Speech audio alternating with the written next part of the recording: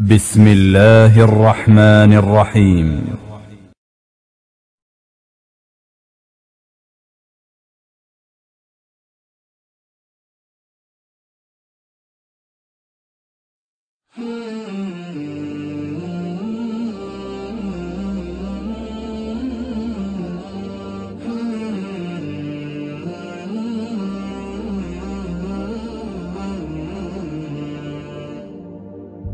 حن الفؤاد إلى عبير المسجد والقائمين الراكعين السجاد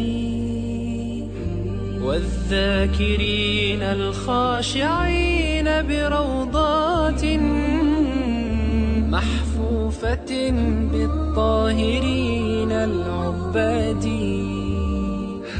في كل ركن منه يجلس عالم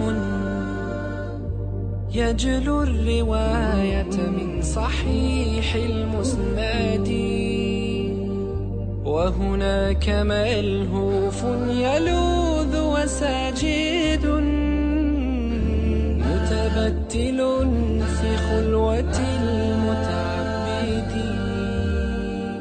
ويد هنالك تستغيث تضرعا بكريم لطف الله من سوء اليد. صمت التبتل في أنين تضرع، همس بلا علن وليس بمعتدي. حن الفؤاد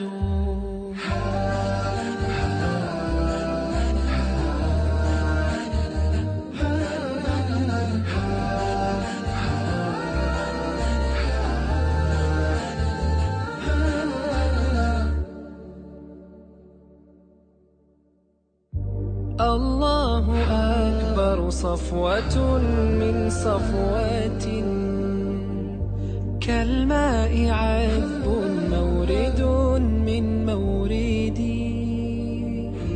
القلب يبكي والدموع شهيدات تجري على خجل.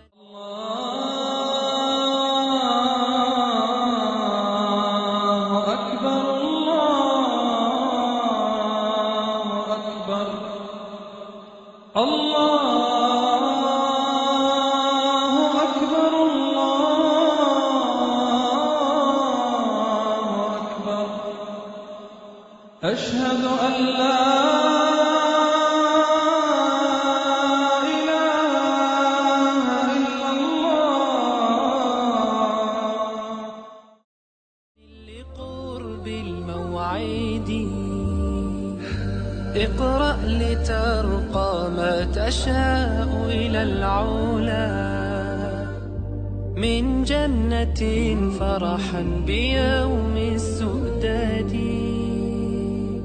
وعليك من حلل الكرامة حلات. الحمد لله والصلاة والسلام على رسول الله.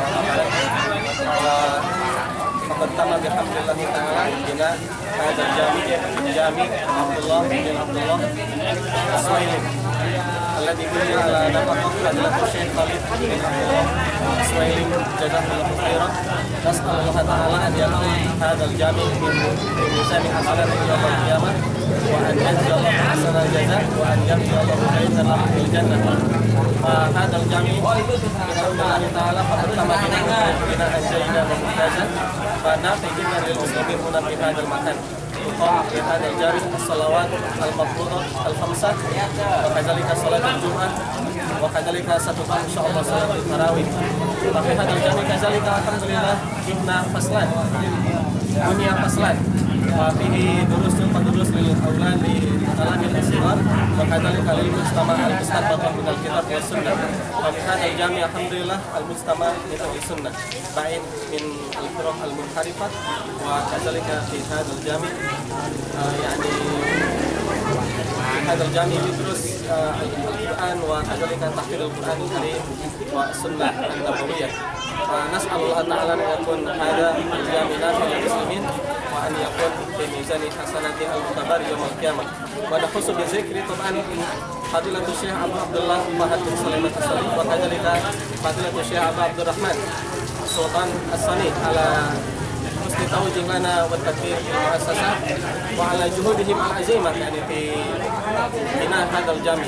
ونسأل الله تعالى أن يكون في ميزان حسناتهم يوم يقوم الحساب أمام الله سبحانه وتعالى. فهذا نحن باسم المؤسسة وباسم المجتمع نشكر المتبرع شكرا جزيلا، والحمد لله رب العالمين. السلام عليكم ورحمة الله وبركاته.